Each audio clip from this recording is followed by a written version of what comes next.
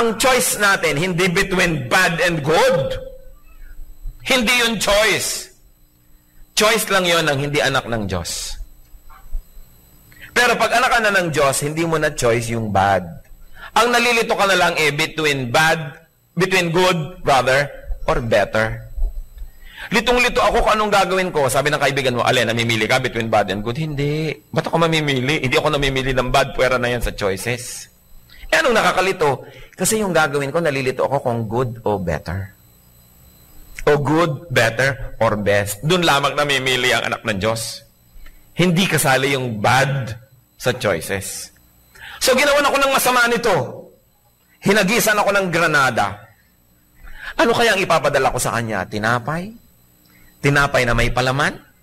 O tinapay na may palaman at kasamang juice? Litong-lito ako. Kung good, better, o best. Dapat ganun ang choice natin. Kahit alin kasing piliin mo, hindi ka pa rin nagkasala. Hindi yung, ano kaya ang pipiliin ko, asawa ko o yung iba. Hindi ganun din iisip ng Kristiyano. Diba? Yun na yun. Gagawa ko kaya ng masama o mabuti? Hindi pang Kristiyano ang ganung pag-iisip. Sinabi na nga, I have been crucified with Christ. I no longer live.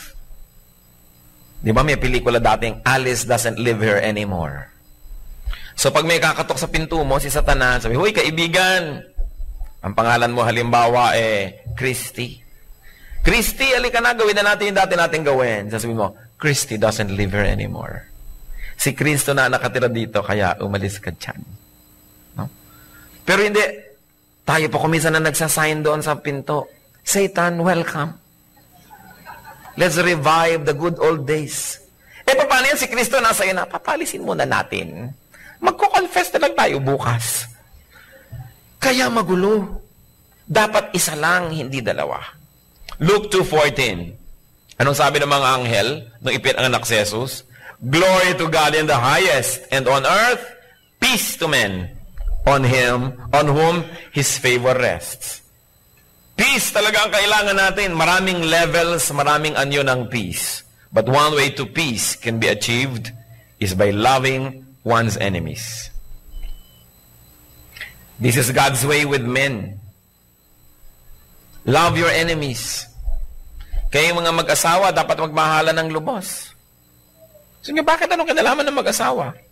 Di ba ang utos, love your wife. Love your husband. Hindi ko na parang asawa yan eh. Para ko na lang kapatid. Para ko na lang kapitbahay. Oops, gotcha. Sabi ni Lord, love your neighbor. So, mahalin mo pa rin. Wala kang choice. Hindi nag-aaway ho kami. Nagbabatuhan kami ng pitchel. Enemy ko siya. Sabi, love your enemy. Wala kayong lusot. Lalo ang mga mag-asawa. Magmahala na lang kayo. Huwag na kayong makipagtalo sa Diyos. This is God's way. And you know why God wants us to be kind and good? Because kindness blesses. Because kindness begets kindness. Kindness defangs evil anger. Galit na galit ang tao, sinalubong mo ng kapayapaan at kahinahunan, hindi man ka mahalin nun, mababawasan ang galit nun. Gustong-gusto kang saktan, pero bigla kang dumating, inaabutan mo ng buko pie. At least ihampas man sa iyo yung buko pie, malambot. Kung ang dala-dala mo, bakal para ihampas sa kanya, naagaw sa iyo, naihampas sa iyo. Di ba maraming ganun, inagaw sa iyo yung dala mo, siya pang ginamit para laban sa iyo. Kaya ingatan nyo kung anong dala nyo, dahil baka sa inyo gamitin.